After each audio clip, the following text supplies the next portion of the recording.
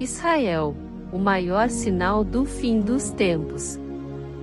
Apesar dos surpreendentes e espantosos acontecimentos experimentados nestes dias, o maior de todos os sinais do fim dos tempos, e, contudo, o menos enfatizado, é o retorno do povo judeu à terra prometida e a fundação do Estado de Israel. O testemunho de Charles Spurgeon. É necessário olharmos mais meticulosamente para o restabelecimento dessa nação à luz das profecias. No decorrer do tempo, foi pequeno o número de servos do Senhor que o seguiram de todo o coração e aos quais foi dada a capacidade de reconhecer os acontecimentos futuros. Charles Spurgeon foi uma dessas pessoas. Antes de Israel voltar a tornar-se uma nação, quando aparentemente era impossível que os judeus retornassem para a terra prometida, Spurgeon ensinou que isso aconteceria, exatamente como se lê em Ezequiel 36 e 37. O significado desse texto bíblico, conforme o contexto revela, é muito evidente. Diante do significado dessas passagens, haverá primeiro uma restauração política dos judeus em sua própria terra e um retorno à sua própria identidade nacional. Em segundo lugar, existe no texto e em seu contexto uma declaração muito clara de que haverá uma restauração espiritual, uma real conversão das tribos de Israel ao Senhor. Eles haverão de gozar de uma prosperidade nacional que os tornará famosos, mais ainda, serão tão gloriosos que Egito, Tiro, Grécia e Roma esquecerão sua própria glória à luz do grande esplendor do trono de Davi. Se as palavras têm significado real, este deve ser o sentido desse capítulo. Eu jamais quero aprender a arte de distorcer o significado que Deus atribuiu às suas próprias palavras. Se a Bíblia diz algo de maneira clara e cristalina, então é isso mesmo que devemos entender. O sentido literal e o significado dessa passagem, que não podem ser negados nem espiritualizados, deixam claro para nós que tanto as 2 quanto as 10 tribos de Israel serão restauradas em sua própria terra, e que um rei governará sobre elas. O anelo de Israel pela paz.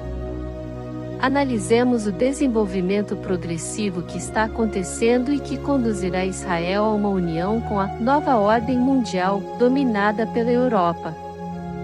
Apesar dos constantes conflitos, vemos Israel procurando a paz com seus inimigos, não por terem adotado uma nova filosofia que os faz amar uns aos outros, mas pelo anseio por uma paz negociada.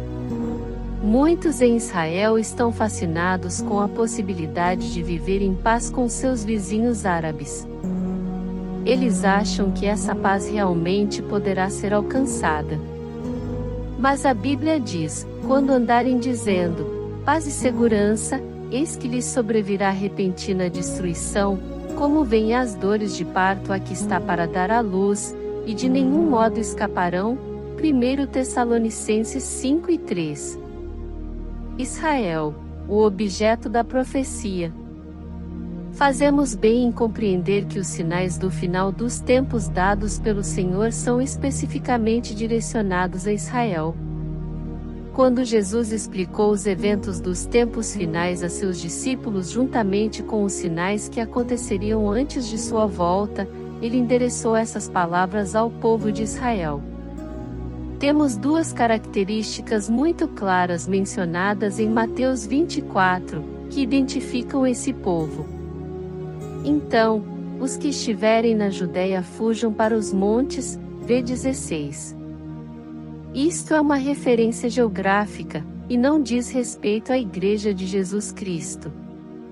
Se vivemos nos Estados Unidos, no Canadá, na Europa, ou em outras partes do mundo, não somos conclamados a fugir para as montanhas da Judéia, pois as palavras foram dirigidas aos que estiverem na Judéia. Além disso, Jesus está mencionando um motivo de oração: orai para que a vossa fuga não se dê no inverno, nem no sábado. Mateus 24 e 20. o sábado foi dado apenas aos judeus. Lemos nas Sagradas Escrituras, com relação ao sábado: Tu, pois, falarás aos filhos de Israel e lhes dirás: certamente, guardareis os meus sábados, pois é sinal entre mim e vós nas vossas gerações, para que saibais que eu sou o Senhor, que vos santifica. Êxodo 31:13. Portanto, Israel é o grande sinal dos tempos do fim para os gentios e para a Igreja. O antigo pecado de Israel. Quais os objetivos de Israel para o futuro? Hoje a nação de Israel está sendo confrontada com seu antigo pecado, com o pecado que cometeu como nação. Há quase 3.500 anos o povo de Israel já estava na terra prometida. Deus havia cumprido tudo o que prometera a eles com relação à entrada na terra, mas Israel recusou-se a ser o povo escolhido por Deus, negou-se a ser uma nação singular e diferente, e deixou de fazer sua vontade. Deus identificou a razão mais profunda dessa rejeição ao dizer que o povo de Israel simplesmente não queria que Deus o governasse. Eles rejeitaram abertamente as palavras de Deus ditas através de Moisés: porque sois povo santo ao Senhor, vosso Deus, e o Senhor vos escolheu de todos os povos que há sobre a face da terra, para lhe serdes seu povo próprio. Deuteronômio 14:2. Que promessa tremenda! Israel deveria estar acima de todos os povos que há sobre a face da terra. Através da história sabemos que muitas nações têm procurado sobrepor-se a todas as outras nações. Hoje isso é muito evidente nos Estados Unidos. Os americanos consideram que os Estados Unidos são uma nação especial. A maioria dos americanos reivindica que os Estados Unidos são a maior nação da história do mundo. Muitas nações antes deles cometeram o mesmo pecado, mas a poeira de suas ruínas testemunha contra elas. Assinante Plus. Uma nação santa de cristãos. Quem somos nós cristãos? A resposta está em 1 Pedro 2:9. Vós, porém, sois raça eleita, sacerdócio real, nação santa, povo de propriedade exclusiva de Deus, a fim de proclamardes as virtudes daquele que vos chamou das trevas para a sua maravilhosa luz. Nós, a Igreja de Jesus Cristo, também somos um povo eleito. Somos uma geração escolhida. Somos uma nação santa.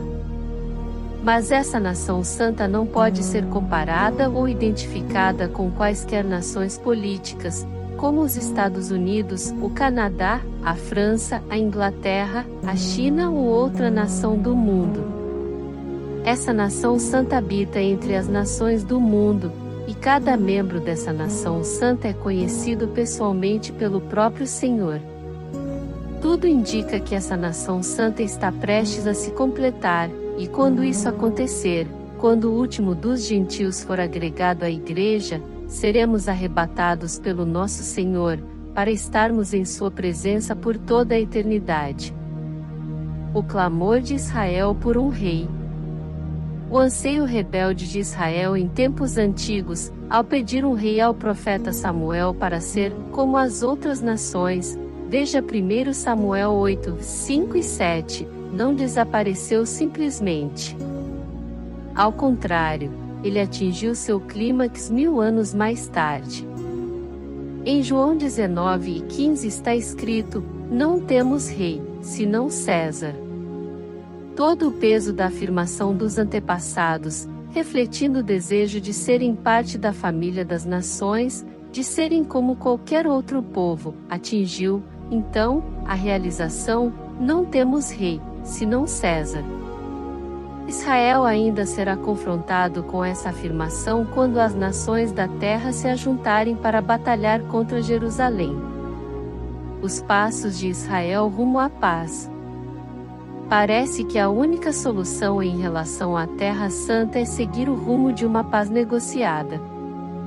Apesar dos confrontos com os palestinos, finalmente não restará outra alternativa. A possibilidade do aumento de comércio através das fronteiras dos países é muito tentadora, e não há dúvida de que a economia de Israel continuará a crescer fortemente. Essas expectativas positivas jamais mudarão a palavra profética. Jesus disse: "Eu vim em nome de meu Pai, e não me recebeis. Se outro vier em seu próprio nome, certamente o recebereis." João 5:43. Israel está a caminho de se tornar parte integrante do último império gentílico do mundo e aceitará o anticristo. Apenas quando compreendemos esses acontecimentos pelo prisma espiritual, podemos começar a entender o que está ocorrendo no mundo político, econômico e religioso. Com isso em mente, iremos compreender melhor o desenrolar dos eventos políticos no mundo de hoje. Se não tivermos conhecimento dos resultados finais, poderemos ser facilmente levados pelo entusiasmo da falsa paz que será anunciada. O Anticristo, o mestre do engano. Quando a palavra de Deus identifica a obra do Anticristo, lemos em 2 Tessalonicenses 2, 7-11, com efeito, o mistério da iniquidade já opera e aguarda somente que seja afastado aquele que agora o detém, e então, será, de fato, revelado o iníquo, a quem o Senhor Jesus matará com o sopro de sua boca e o destruirá pela manifestação de sua vinda. Ora, o aparecimento do iníquo é segundo a eficácia de Satanás, com todo o poder, e sinais, e prodígios da mentira, e com todo engano de injustiça aos que perecem, porque não acolheram o amor da verdade para serem salvos. É por este motivo, pois, que Deus lhes manda a operação do erro, para darem crédito à mentira. Esse texto bíblico deixa 2 pontos bastante claros. Primeiro, a obra do anticristo será bem-sucedida através do engano e, segundo, a rejeição à oferta do amor de Deus, Joel 13,16, é o motivo pelo qual as pessoas crerão numa mentira. Por essa razão, mais do que nunca devemos gravar em nossas mentes e em nossos corações aquilo que o Senhor Jesus ensinou a seus discípulos.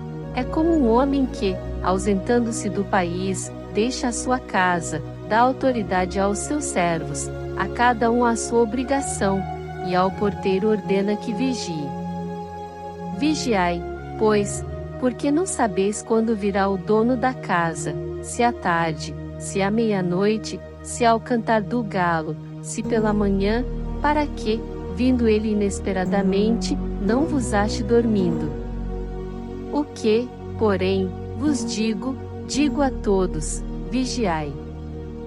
Marcos 13, 34 e 47.